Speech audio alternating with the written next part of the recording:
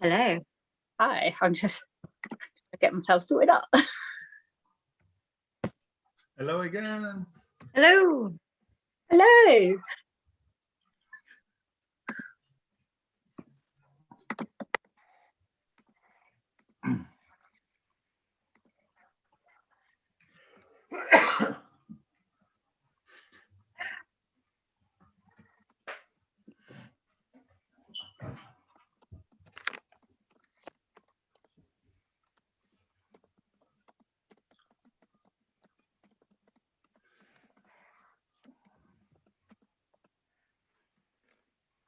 Okay. So how is everyone? We're all right. Yeah, doing fine. Health and greetings from the Netherlands. Yes. So, I can Oh, see. you're all looking very festive. Oh, Marta's there. Hi, Marta. how are you? Anne's there, and Keith's there. David Spotted. Oh, Hello. Hi. nice company. Nice company. There's Marco. Hello, Morgan. Hi. Hello to Manchester.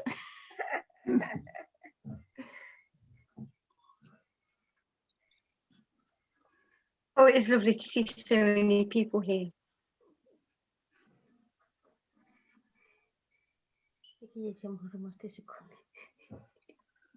We'll Yes, just give and it then we another finish minute or the two, see if second anyone Sarah. else is going to drop in.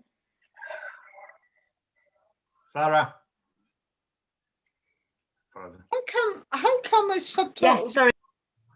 How Yes, come it's the quiz, subtitles? we finished second. Dan won. Oh, well done, Marco. Sorry.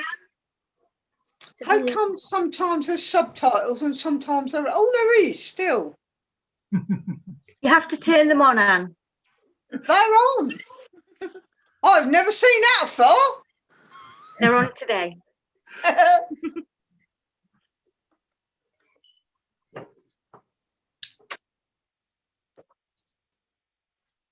Oh, there's Keith. Hello, Keith.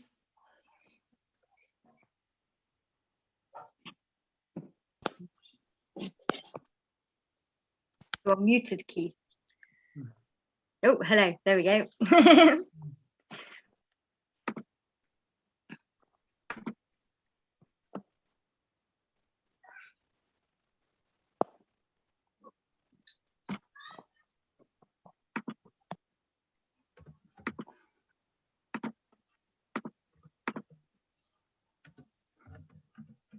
So how are we all enjoying the festival so far? Very much enjoying having my bit of birthday cake. Oh, lovely. When was your birthday, David? Oh, it's not. I'm doing it, eating it for the PF's birthday. Oh, awesome. What sort of cake is it? Chocolate. Nice. Yes. I liked your introduction earlier, Sarah. Thank you. Yes. Really enjoying it so far. It's been really good. Good. Once I'll be closing this out at about 3:30 to give me a chance to change the setting. My altar's just around that corner. And for the ritual, the camera will be pointing at the altar, not at me. So. Very big. It's about this size. I've sort of got a little altar behind, so people will see it. My own personal altar is behind me, but but I've set up a special one over there too. Have you? I have. Most of my altar stuff is still in a box from when I moved, and I've never got it out yet. Oh, is it? Yes, it's never seemed quite right to get it out yet, but I'm getting there. Good, good. Altar's in my other room. This is I've got a candle ready for it. oh, fantastic. Yeah, this is the room where I work. So this is my office and healing room and where I do my magical work, I suppose. I'm in the Little altars all process. over the I'm Go on. process of setting up the hovel. I literally spent 6 months setting up our garage as the hovel with everything everywhere, and then we got an eviction notice out of the blue from my landlord. He's decided not to rent after 22 years, so now I'm in the process of setting it up again, so I daren't turn my camera around because there's stuff everywhere at the minute. Yeah, that side of the room is a little more chaotic, we'll call it. Okay, so well, hello and welcome everyone. Who would like to share some memories about the PF? Who would like to go first? Oh no, everyone's really quiet. Do you want me to go, Sarah? Yeah, Morgan, that would be great. Looking at the group, I think probably Keith and I are more of the senior members. I joined the PF in, I guess the 80s.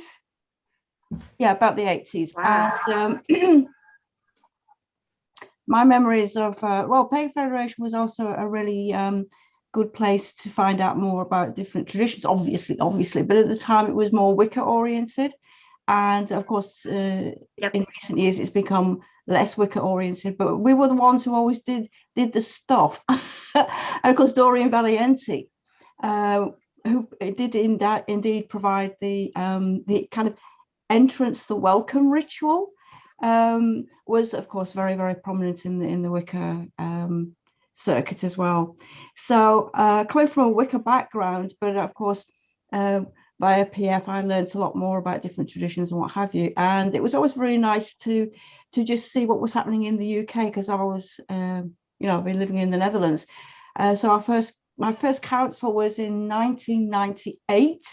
But I think that a lot of the Brits still find it difficult to imagine that Pagan Federation could actually exist on the continent. So it was always like, but I was one of the few people who actually got to all the council meetings, and it was like, but I'd make a whole weekend of it. So the council meetings in November, and of course we'd have the conference in Croydon, and of course a lot of people come over for Christmas shopping. So I used to love when the council meetings were in November, because we could do lots and lots of Christmas shopping. So those are my main memories of the Pagan Federation. And of course in 1997 PF became a reality, and of course we split off as one of the districts in 2006. So we're still working with Pagan Federation, of course, and that's really been a joy to join you today and tell you a little bit about our experiences from the continent where I'm still living. So Keith, where can you remember, where's Keith gone? I can't see him anymore. He's there. Oh, there he is. Maybe Keith can follow up with that one, because as I said, I think Anne's been with PF a long time as well. So maybe Anne could, and David. So yeah, hand over the baton to Anne. Anne, what are your memories of Pagan Federation? Is that me? Yes, well, yes. Sorry. I joined the PF probably in about 2006, 2007, perhaps.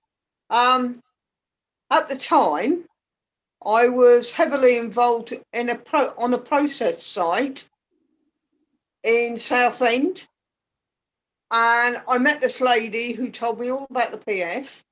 And up until then, I'd been very solitary.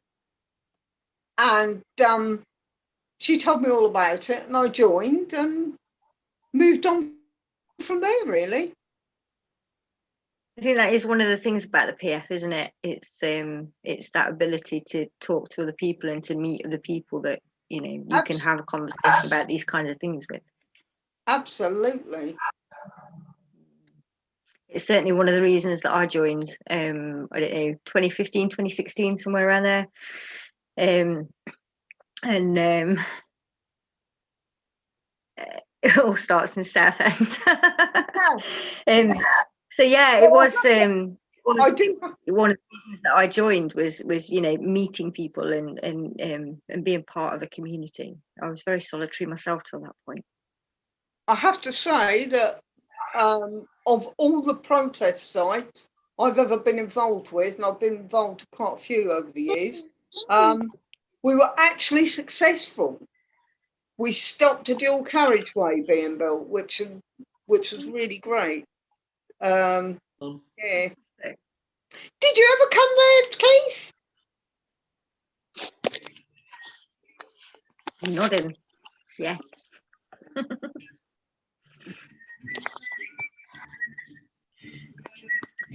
So, David, you've been with us for a good while as well. How about you? What sort of memories have you got? I joined around 2008, shortly after I started my Priest of the Goddess training. I joined specifically because I thought that the PF was like a trade union that might, back me up in case I started getting trouble at work. And it turned out not quite to be the case, since as soon as I sort of came out of the broom closet, I got approached by the managing director of the company, who wanted to know all about it and started telling me about the mooch she used to go to in Croydon. Fantastic. I joined the committee as the publications officer on at the 4th anniversary conference. So this is a kind of 10th anniversary for me as a field officer. Wow! Congratulations to you, then, David. Thank you. The one memory that just keeps coming to me is about being on a stand at Witchfest, sort of trying to recruit new members. Yeah. And this would have been about 2012, 2013, something like that. And got approached by a woman to the stall who was saying that she could never join the Pagan Federation because we cancelled a conference once in 1983, and that was it for her. She'd never come back. Yeah, I love some of the reasons that people don't like the PF for. Some of them are a bit far-fetched, not with much logic. Oh dear. Anybody else want to share anything? Debbie, come on, you've been around a while. What would you like to share? I was just about to say, I joined in 2015, so definitely not as long as Morgana and Keith and Anne and David and Jackie and people. I had just gotten out of a really, really difficult pregnancy in which I almost died a few times, and I was really looking to reconnect with my spirituality, because I mean, when you're confronted with your own mortality, that's kind of what you do, isn't it? You look to your spiritual health. And I came across Chris, who is currently your vice president. Yep. Who was looking for people for the Doncaster area, which is where I live. And it kind of snowballed from there, really. And I got involved with the disabilities team, which was newly created at the time. I became the deputy. And when Anna Lawson, who created the disabilities team, decided to move on to other things, I turned around to then President Mike and said, I know that everybody, there's got these like PF officers that are in all the districts and stuff that go to these different events, and you get stalls and you talk to people, you've got leaflets and things. But what about those people who can't make it to those events? How do we reach them? And he said, we don't. What are you going to do about it? I was like, okay, I will think. And that's how the online festivals came to be. So I guess my best memory of the PF is that very first online festival, which was 5 years ago today. It was for the 45th anniversary. And it was an entire week long. I think I had 6 speakers a day over an entire week. And it went from the weekend to the weekend. So I think it was actually more like 8 days. And we had 6 speakers a day, sometimes the same speakers, but with different themes and topics and things. And we had giveaways and we had games and we had music. And I did it all on an iPhone. I didn't have any other technology to do it with. And honestly, I don't know how I did it, and I was exhausted by the end of the week. But by the end of the week, there were people who'd come to me and who were commenting and said, I've never felt this connected to my faith community. And that we reached over 20,000 people that weekend. Wow. Which is just immense. And we've never reached those numbers since. We came very, very close when we did the music festival. You remember the online music festival? I think that was last Beltane, wasn't it? Or was it the one before? Yeah. One before. No, it was the one before. So we came very close then, thanks to having Sprig and Mist and Incubus Succubus involved and whatnot. But that first one, we reached 20,000 people, most of whom were saying they'd never seen anything like it. They'd never felt that involved before. And it was so spiritually and emotionally moving that I spent the next week crying because I just couldn't understand. I couldn't sort of process all of this emotion that was coming at me of people saying, you know, why hasn't this been done before? And you know, I've never felt so connected and I really feel like I've found where I belong and all this kind of thing. And Mike told me afterwards that they'd seen the largest spike ever in PF membership. That's amazing. Because there were loads of people who said, I said I'd never become a member of the Pagan Federation again because of, like you and David were saying, some of the silly things that they say. You know, because one time I met a PF officer back in the 70s and I didn't like them, and therefore all PF people for the last 50 years have been horrible, you know, and they were all coming back to the PF. They wanted to be members again. And in fact, it turned out within a year, most of the volunteers that I had on the disabilities team and that I helped to put in other community support teams were people who said they'd never even become members again, never mind become officers. Volunteer. Yeah, exactly. And I believe that one of them is actually, 2 of them in fact are on your committee. And I'd like to think that it all stems from that kind of, it was a catalyst for a lot of change that's happened within the PF. Keith drove that, Mike drove that, you're driving that, Chris, Emma, Mel, you know, Anne, you know, you're all driving that change. But a lot of it came from that sort of renewed energy that came from the festivals. Yeah. And there was a lot of change that we're catching up with the change that was sort of instigated then. It's starting to come to fruition now, and now there's a whole raft of new changes that are starting. You'll never catch up because every time you get all the stuff done, something else will need doing. And just the way it is. Yeah, it is, and it's brilliant, and it's nice to see the older officers training and supporting new volunteers who were going to be the leaders of the next generation. You know, I was the youngest national manager that the Pagan Federation ever had, other than the youth manager, who by necessity was a student. I was the oldest national manager that the PF had ever had, and now I'm pretty much the average age, because a lot of younger people younger than me have come in the 20s and the early 30s and stuff. So that was quite exciting, and it's been exciting to sit back and watch you lot take it all and expand on it and make it bigger and make it way less dramatic than I did, because we all know I like to do things with drama and a big gob, so much more dignified that you're doing now. Bless you. Jackie, you've got your hand up, my love. Yeah, it's just a little story. David's talking about Witchfest reminded me of it, and Debbie talking about online festivals. Many years ago, when the PF used to have the national conference in Croydon, I remember one year we got picketed by a small group of fundamentalist Christians. They were outside in the street waving banners and not very happy that the pagans had taken over Fairfield Hall. And so there was a bit of a discussion that happened about, well, what do we do about this? Do we just ignore them, or do we try and do something about it? And someone had the most brilliant idea. I can't remember who it was, but a small group of us went out in the street and took them cups of tea and biscuits. And I think that was the best bit of interfaith work that I'd seen, because it really kind of took the wind out of their sails about protesting about, it's quite difficult to call someone evil when they're giving you a cup of tea and a biscuit on a cold day. Yeah. I've experienced it as well because I live close to Nottingham, so Pagan Pride was a big event in my year, and we've had similar things here where we had people patrolling sort of the outside of the market square where we were gathering before we marched with placards of we're all going to hell and all the rest of it, and loads of people just kept going up to them going, "Can I give you a hug?"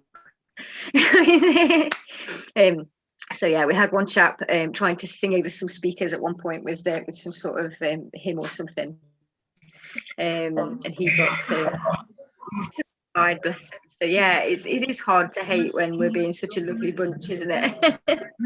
You're NASA for crying out loud. You put a man on the moon. You're geniuses. You're the guys that think.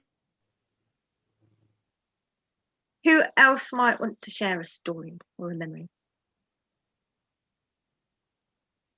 Yes, Nick, go for it. Oh, hi. Hi.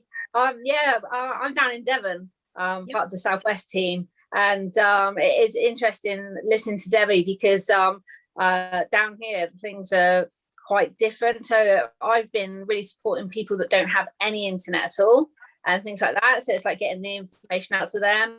I became a PF member. It was 2010, latest might have been earlier than that. And and I became an officer. I think I'm just hitting my 4th year now, and it's come on leaps and bounds. It's absolutely amazing. People have really strange views of what the PF was back when I joined it. Well, I'll find out for myself, and found it was completely not like that at all. But it's come on amazingly. With the online. I mean, what would we have done the last year without being online, and it's and we're still being able to contact and keep in touch with us, the people that aren't online. Got a few in Devon and quite a few in Cornwall, and so it's got really diverse range of people. I mean, one of our oldest members, we started Pagan Fest Southwest. We held our first event. And one of our members, bless her, she actually caught a taxi from Cornwall all the way to Glastonbury to come and support us, and then caught a taxi all the way back again. Wow. And that was just from being able to give her the information because she wasn't online, and keep in touch with her that way, sort of thing, and it's I mean, she had been a member for a really, really long time, one of our longest supporters, and in just the time I've been here, it's just leaps and bounds all the time. It really is. And a lot of people's opinions have changed, like you said, really daft reasons as to why they wouldn't rejoin the Pagan Federation. And and they're like, wow, this is really changed, it's really different, and people are looking at it with open minds now, which is fantastic. And yeah, it's just constantly evolving and getting better, and our members are getting more. That's the most important thing, is getting across, like you were saying yourself, and Mike, how pagans can be supported. You're not alone out there, you can be supported.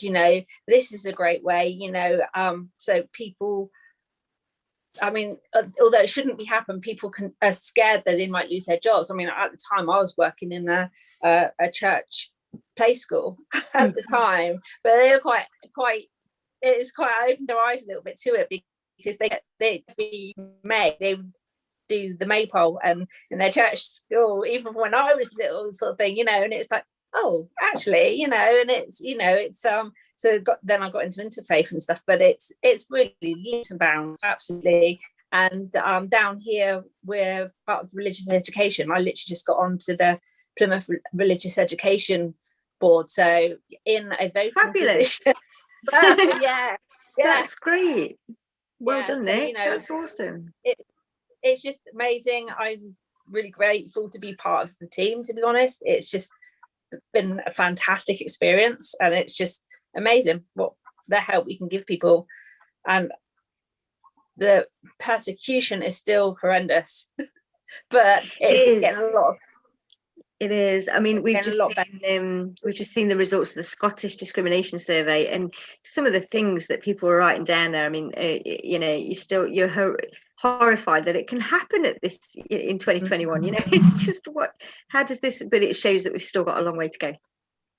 Yeah, but we're getting there. But on Interfaith, we are on the Religious Education Board. You know that we are being accepted into the bigger world, I guess. You know, we're coming out into the light and educating people as to what we are and what we are not as pagans. And I think, you know, education is, as in people understanding pagan, is the important role, and Pagan Fed do a fab job at that. They really do.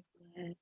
I think that might be one of my favourite memories as an officer. Before I stepped onto committee, I was invited to go and speak at Rolls Royce in Derby for one of their multi-faith events. So I ended up giving this speech to lots of Rolls Royce employees about what paganism was and what it wasn't. And had quite an attentive audience. It was quite nice. Did you get? It was quite nice, and to be invited. Did you get to drive in a car? No, no, no. Nor did I get to experience any of the big planing. Oh well. I was just thinking with what Nick was saying about the discrimination in the community. I just started to think that it was getting better. And it turned out, no, that's just because I don't talk to anyone. Because the second you go outside and talk to people, it all starts up again. And I was reminded of this time, it's only about 4 years ago, I was helping my local town council to organise a D-Day event. I used to be a patriotic entertainer, and they knew that I'd been to a lot of them. So they asked for my counsel on, you know, what other events were doing, so that they could basically poach their ideas.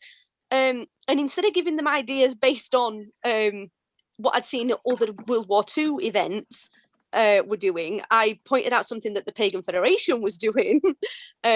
Because I said, well, you know, what the PF are doing is a really, really good idea. And I can't remember exactly what it was, but the vicar who sat on the town council said, pagans? Yes. You've got a federation now, do you?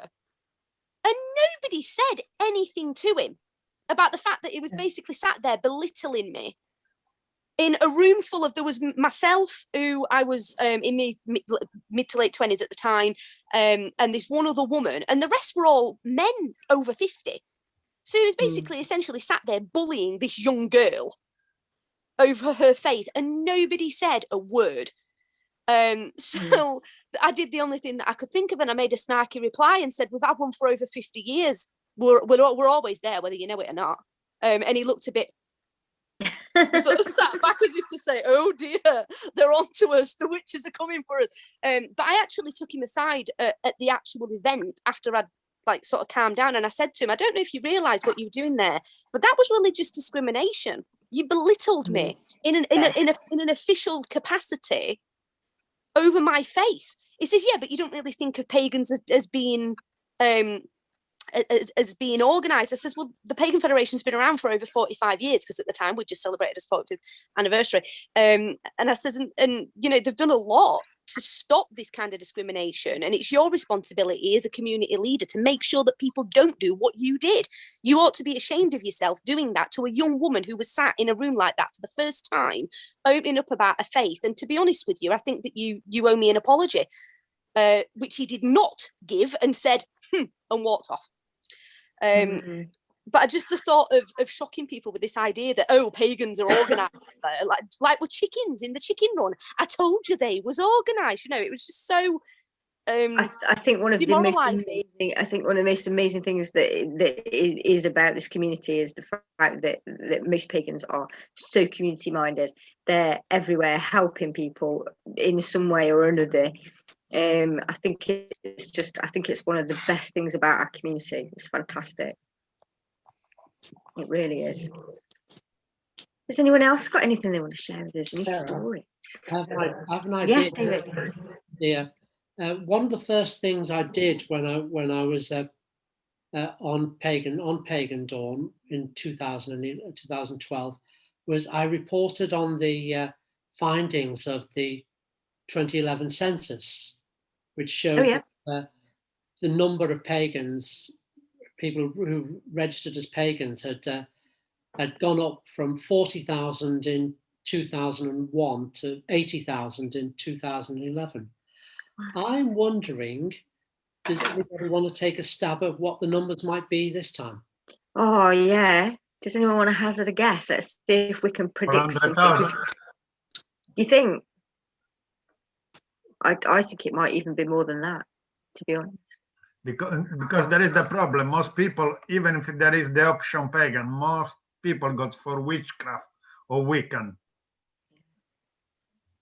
But I think it will be around the amount, if probably a couple of 100,000 more. But has anyone else got a guess? I'm going to go ahead and say that it's probably going to be at least triple what it was the last time, just because because it's come along so far and people actually feel empowered, and the fact that you could type in pagan this time and it came up as a click option, that's huge. I mean, there were a lot of people that were saying, oh, we're not going to put pagan because we don't want to, you know, but play the game and then be belligerent, you know. It heartened me to see the amount of people that were posting up that they had indeed put pagan when they'd filled it in. And I know there were quite a few that were going, I'm not doing that, I won't be told what to do, you know. But it just gave me this lift to see so many people across that weekend saying, yeah, I've put pagan, yes, I've put pagan. It was I've no idea when the results are due, Keith. It's going to be a couple of years at least, but yeah, I can't wait to see what they are. I really can't, and how we're going to use that information as well to move us forward again. I mean, it might be worth at some point highlighting to the community exactly what the Pagan Federation and other organisations will use that information for, so that, I mean, I know that they say this is the last time we're going to have a census like the one that we've had, but, you know, when these things come up again, if you see a survey that's just about your local community that's asking about religion and stuff like that, just highlighting what these things are used for, I think is an important step forward, so that people can understand. Hopefully, I think there is hopefully in the next one it won't be a choice to get from other, but will be an actual paragraph for it. Hopefully, if there is another one, because they are talking about changing the way that they do these things and that they collect the information. They'll still be doing census work, but probably not in the same way, because it costs quite a lot to run a census. So they're talking about doing it differently, but nobody really knows as yet what their plans are, and it is 10 years away now. So but it's definitely something that we at the PF have got to keep in mind for the next one. I think if there is another one, then we need to be on top of that, and we need to be trying to work towards recognition there. It'd be good if we could get some individual traditions recognised, some of the more common traditions recognised as well, but tiny steps. Oh, thanks, Jackie. Initial results due March 2022, full results March 2023. Lovely, thank you. I was with a lot of my groups over the past year. I was talking to them about the census, knowing it's going to be coming up, and you know, the importance of putting pagan rather than Wicca or Druid, or because the government likes to put us then into lots of small groups, whereas if we're putting pagan, we're being recognised. I know it's an umbrella term, and someone said to me, well, I put Jedi at the last one. I was like, well, come on, look at Star Wars, that has to be pagan. So it's, and then just daft things like that. It's like not Jedi recognised, but they actually stopped and thought about that, you know, and it was, you know, actually, you know, but yeah, it's one of the biggest things we push for. But to know how that will help, how we can use that, would be fantastic. Absolutely. I mean, it being a part of the curriculum in Cornwall is one of those effects, you know, that came about because they knew that there was this big pagan community in that area. So all of a sudden the education boards recognised it and went, well, we'll make sure that we teach that. I mean, a lot of people don't realise that actually paganism is available for every school in the country to teach if they want to. It's just that usually they choose not to, because they don't think there's enough numbers to make it worthwhile. So if people do start putting those things on the census, then they're going to start getting these things recognised. The more those numbers increase, the more chance your local authorities got of saying, yeah, okay, then we'll teach it, just like it's happened in Cornwall. So yeah, I don't think people do realise quite how important or what the census does or what it affects. And it is things like that. It's everyday life, the choices that local authorities make and things like that it affects. So yeah. It's worth remembering that by lumping everything under the one pagan banner, as pagans, we're actually the 7th highest religion in the country, and not that far behind Hinduism either. No, and there are some that are recognised that have less numbers than us. Yeah, but usually when they do these lists of the religion, the religious choices, they say they're going to stick to the top 6. We might well be in the top 6 if we sort of maintain that line of pagan. Yeah, I wouldn't be surprised, David. I really wouldn't. And the other thing one has to bear in mind with all the stuff about climate change and veganism, where people are exploring that, they are exploring paganism as well, as a consequence of looking into Mother Earth and what she does. Yeah, actually, Anne, that's basically certainly on the interfaith or within interfaith, you see a lot of pagans aligning with, I always say, people of the earth, because I don't like calling myself indigenous, because I don't believe I'm even Euro-indigenous. Sorry? Somebody said something, I didn't hear. But what I was just saying... No, carry on, Morgan. What I was just saying that today, certainly within interfaith, I know a lot of pagans don't like interfaith because they think people are against us, or they have still this old notion that the Interfaith Network, for example, didn't accept Pagan Federation simply because it was stated pagans don't have a faith, which is ludicrous, But anyway, that is changing. But I urge a lot of you to not be afraid of the interfaith. I see it as a movement. And certainly, as Anne's just pointed out, if there's one thing we can really, really offer to many faith-based organisations is our commitment to activism as far as the earth is concerned, ecological problems and all the rest of it. And what the other thing that I just wanted to mention is that many pagans, Wiccans also find it easier to communicate with people of the earth, with indigenous people, whether they're in Latin America or Indonesia or India or wherever they are today. And I would urge many of you to join in this. That's one thing that I've really enjoyed recently with PFI and PF.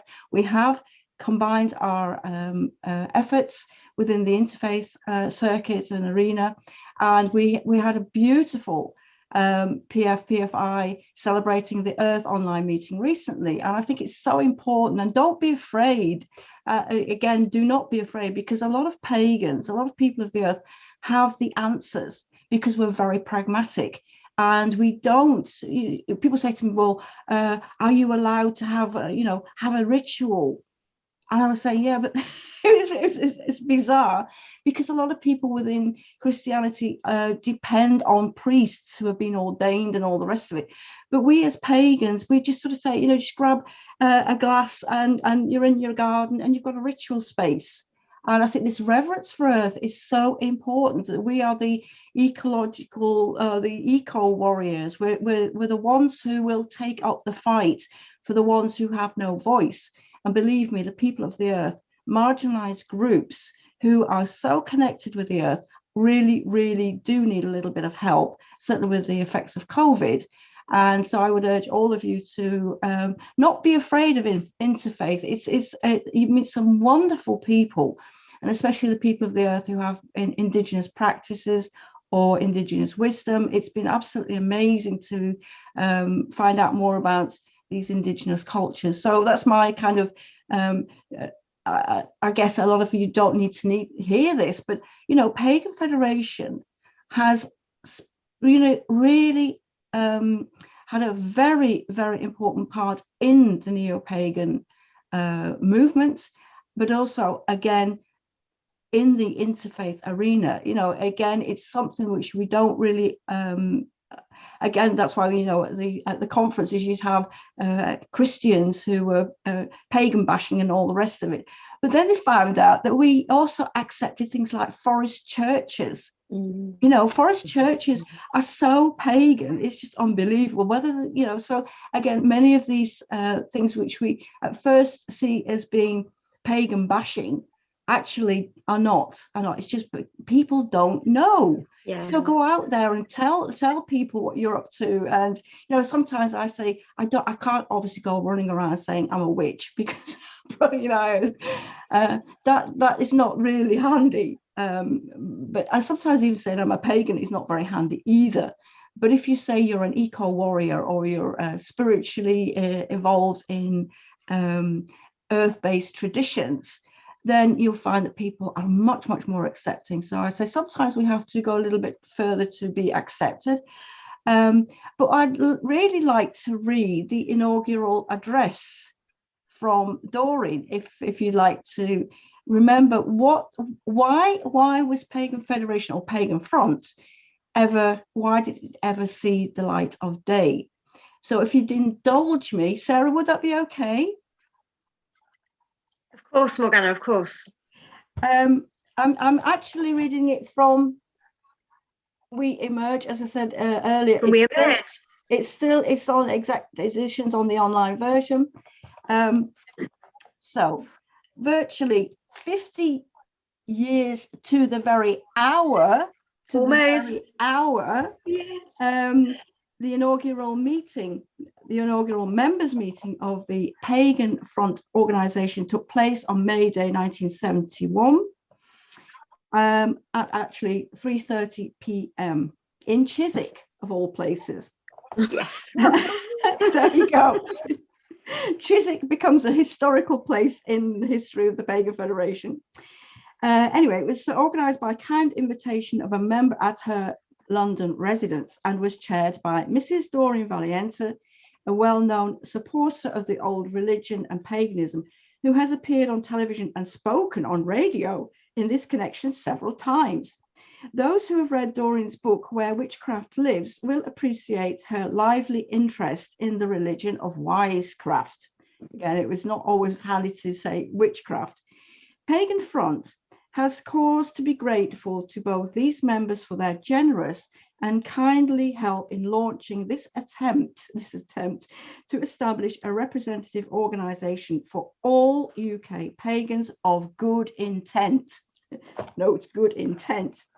Proceedings were opened in true pagan style with a circle dance, and for this the pagan social dance of the North American Indians was used. Talk about interfaith. Doreen then addressed the meeting as follows, quote, "Friends, first of all, may I welcome you here to this first meeting of the Pagan Front.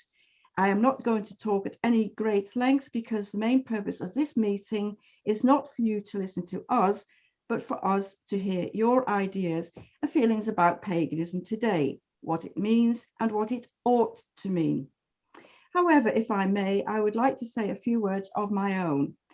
As you have probably gathered, the Pagan Front and our contemporary, the pagan movement that was in America, have in the past been somewhat at cross purposes. I am now optimistic that people on both sides will mutually recognize that this is both unwise and unnecessary, because both organizations are ultimately striving for the same things, and we should therefore work together in a spirit of brotherhood. Unity is strength, and I welcome the fraternal unity of all sincere people of goodwill who follow the pagan path. We may not always agree with each other, but we must support each other in our struggle for our right to follow the religion and the lifestyle of our choice in the modern world. We rejoice in being heretics because a heretic means one who chooses, That is, we choose our own way to live, to think and to worship, not only because it pleases us, because we believe that human society needs the old pagan wisdom to restore it to health and sanity in what people are increasingly recognizing as a very sick world. This is 50 years ago, by the way, remember. Nothing's changed. Wow. Today, as you know, is the morrow of the old Sabbath of Beltane, sometimes called Walpurgis Night. Beltane means bright fire, the fire which welcomes the coming of summer, and Walpurgis Night is named after Walburga, an old name for the goddess of nature.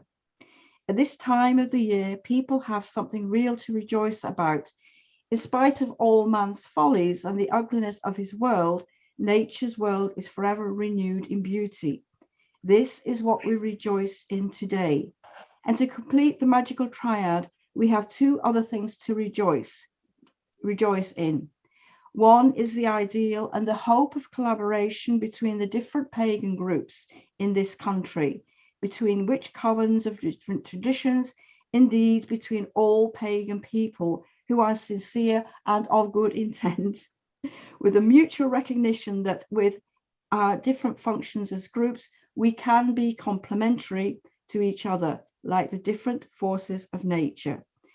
Lastly, I feel we should commemorate today the great victory of the people of Coblington, who have established the principle that environmental disaster is too big a price to pay for material progress. They were not pagans consciously at any rate, but did you notice in what a splendidly pagan way they celebrated their victory with a torchlight procession and a bonfire, as well as the church services?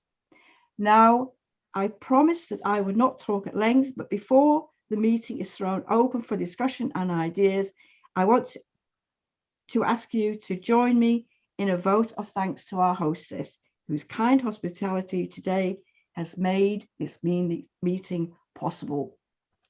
So that was Doreen's inaugural address and so many of those things are just as relevant today as they were 50 years ago. It's amazing, you know, when people sort of say, when was this the awareness of the ecological damage that we're causing?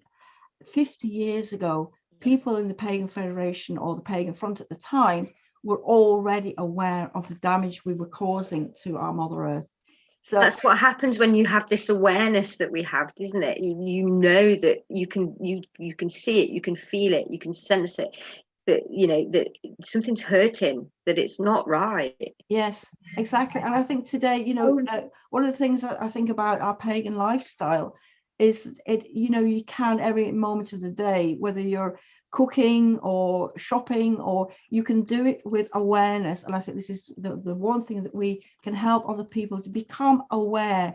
Many people have this reverence for Earth, but they're not sure how to create the connection again.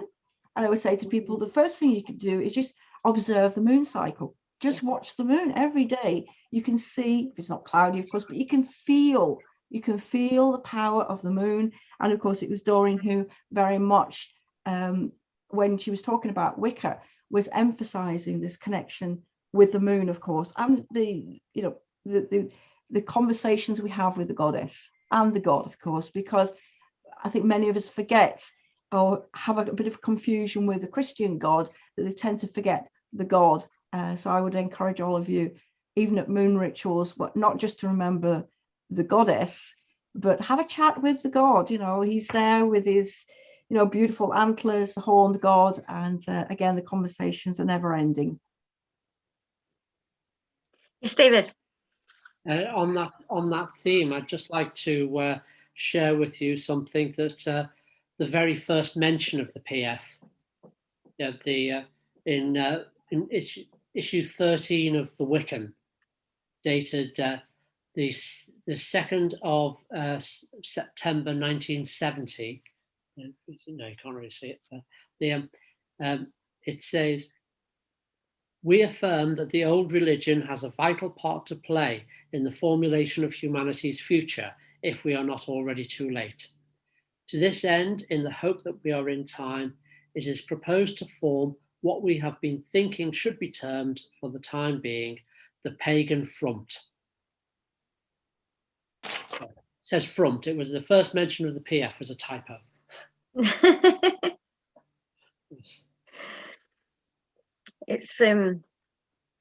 It's odd to think that, no, not odd, that's the wrong word.